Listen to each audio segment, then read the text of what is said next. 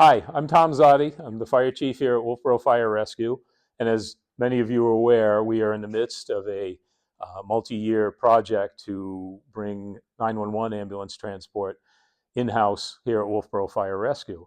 We've put together a relatively brief presentation, which we think hits the majority of the facts that are helpful to answer many people's questions. Please, as we go through this, if it raises questions in your mind, please feel free to contact me or the other two gentlemen you see in this presentation. Our contact info will be on the screen.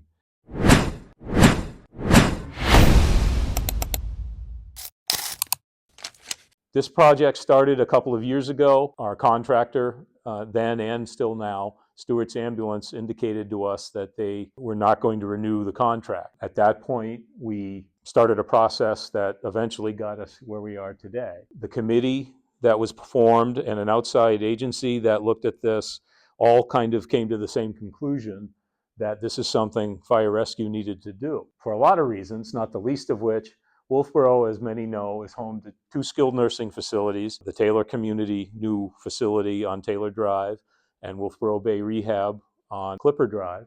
We are the head of the regional school district with a number of schools and the high school, middle school complex in town. We have a number of trail networks, some longstanding, some new mountain bike trails and so forth, and regional sports facilities such as the NIC, which is adding a new indoor playing field and track building. And on the table, we have a significant indoor pickleball situation out not far from the NIC that is still in the developmental stage, but we understand is coming.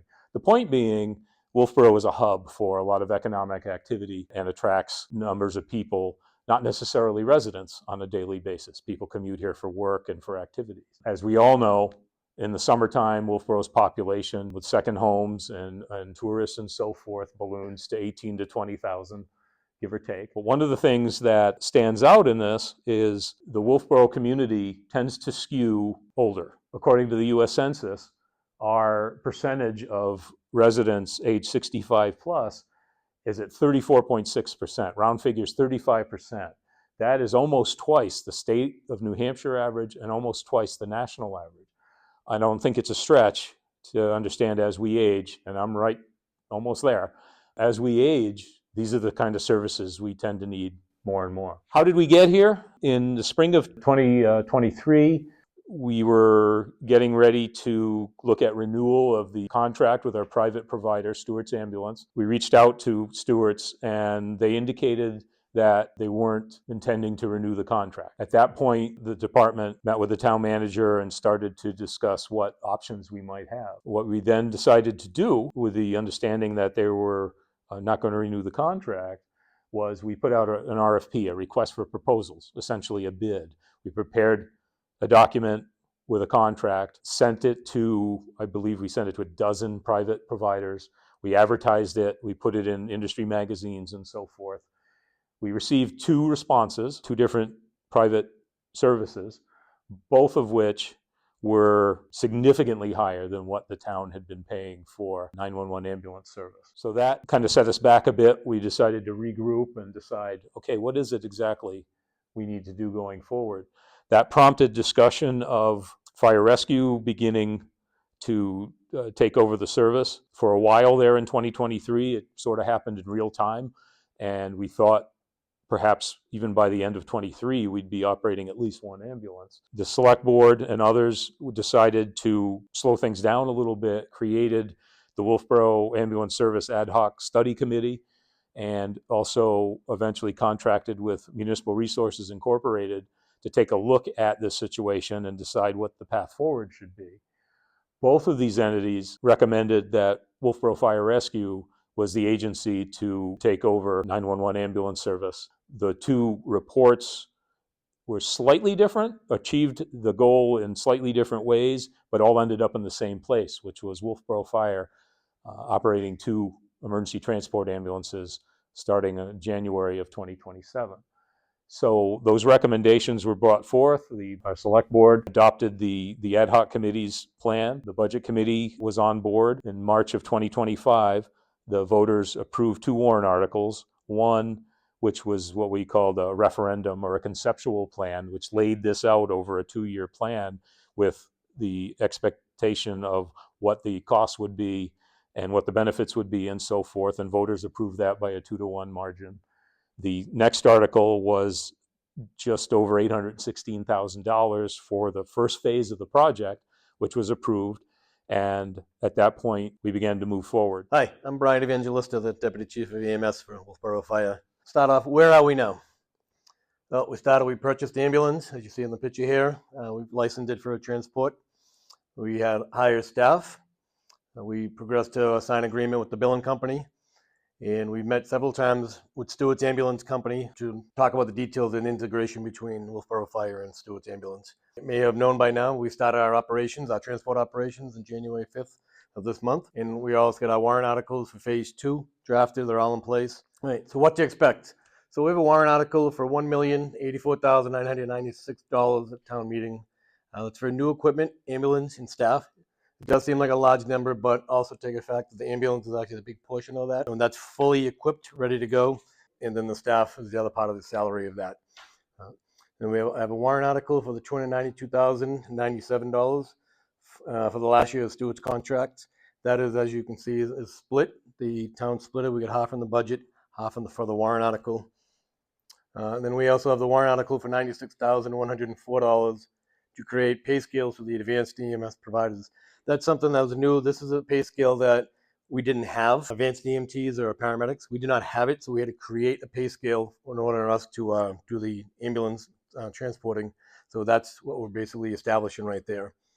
And then we have a warrant article to create the revolving fund, which allows the purchases of future ambulances and equipment from our ambulance revenue, not the taxpayer. It's going to come from our ambulance revenue. Again, future revenue is going to help offset some of the expenses that you saw, the $1 million, to help offset that eventually. And as you'll see later on, how the gradually revenues offset the expenses. Then we'll obviously be providing regular revenue reports for the select board beginning in mid-2026.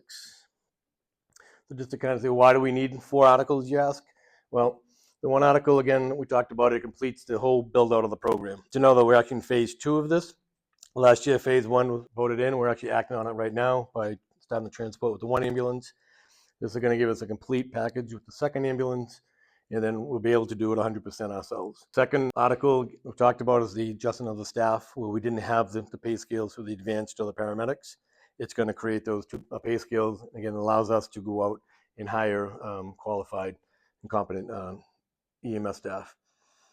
And the other one, we talked about the funding for the completion of the Stewart's contract. That's the end of the contract for the end of 2026, and it's going to help us with an easy transition with the private service. And the last one, like we talked about, is the revolving fund. Again, this is good. Projected, proposed, I believe, is 65% to the town, and 35% is going to come into the EMS budget.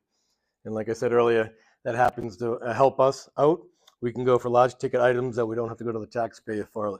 Like a cardiac monitor, that's a $65,000 piece of equipment. We wouldn't have to go to the town for to ask, or the taxpayer.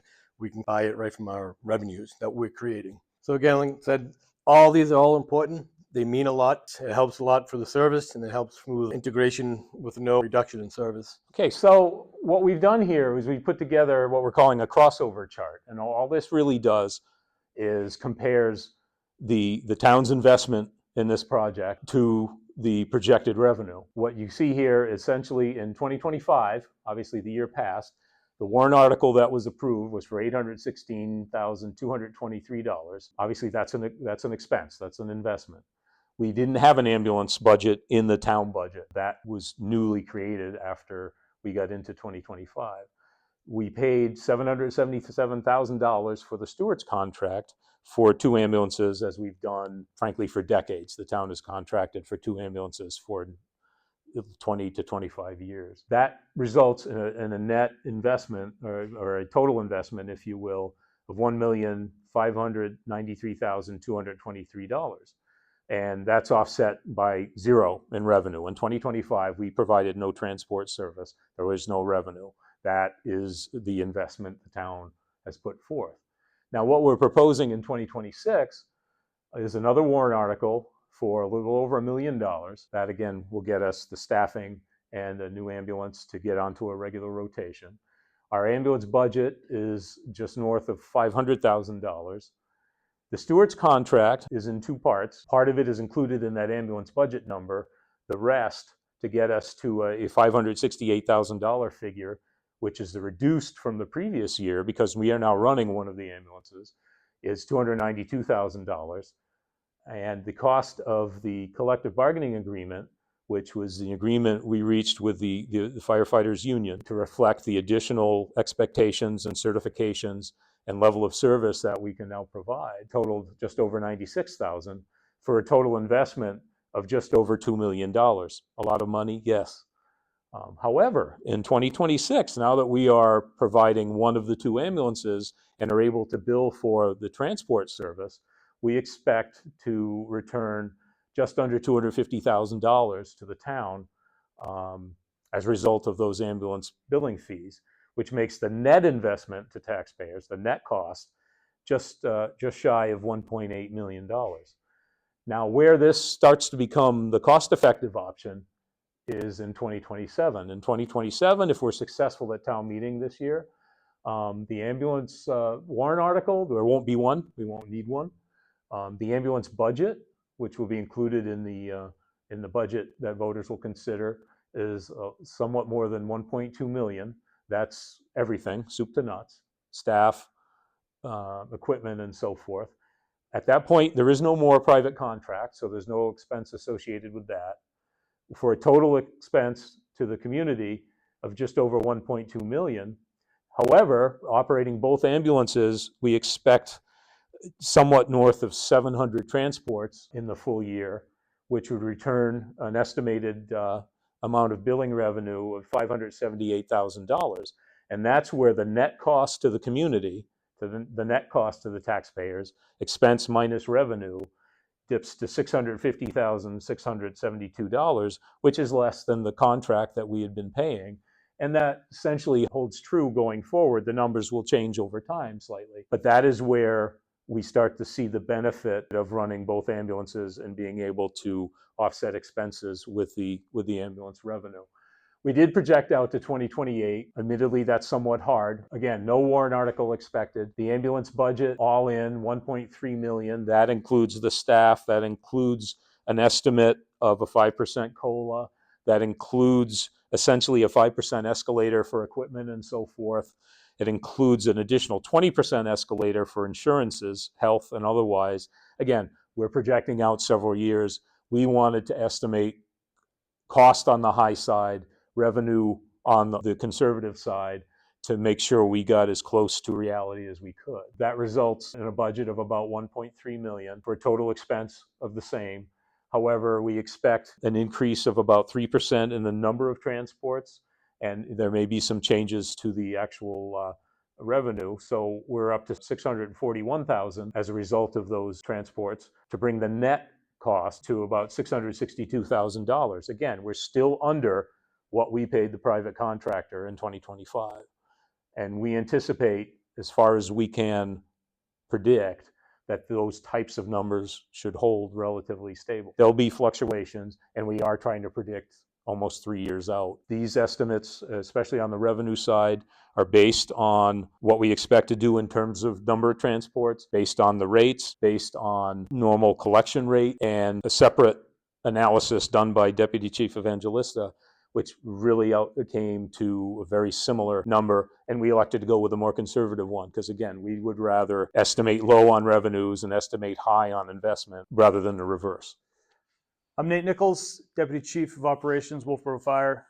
Thanks for taking the time first for watching this presentation. I want to talk about the benefits of Wolfboro Fire Rescue operating the transport ambulance for the town of Wolfboro, the visitors of Wolfboro, and its residents. Number one is the continuity of care provided by Wolfboro Fire Rescue staff from scene to hospital. If you're having a bad day and you have an emergency, you're going to have familiar faces show up every time to help you mitigate that emergency. We're going to be with you beginning to the end, get you to the hospital, and get you taken care of. This also allows us to do in-house management of training, certification, and quality assurance. Between Deputy Evangelista, myself, Chief Zotti, we'll be able to work through any issues the staff is having, and any issues that you may have with the staff that you bring to us, we'll be able to handle in-house and resolve those issues right away. We talked about ambulance revenue offsetting the initial investment of the program. The big bullet point on this slide is the sustainability. If you've been watching the news in the past couple of years, you've seen a multitude of private ambulance services across the state have been leaving municipalities. It's just not a profitable business in a private ambulance to run these in towns. And towns have been caught in a hard place with very little time to get this project off the ground. With the fire department running this, it's not going anywhere. We're not going anywhere. You know, last but not least is enhanced collaboration with Huggins Hospital. We've been working on our relationship with them over the past 6 months, doing training. We've had members over there working in the ER, getting used to the handoff. Again, thanks for your time. Appreciate everybody. If you have any questions, please reach out to one of us here at the fire department. We'll be happy to answer any of your questions. Feel free to come in, make an appointment, or call us. Thanks again.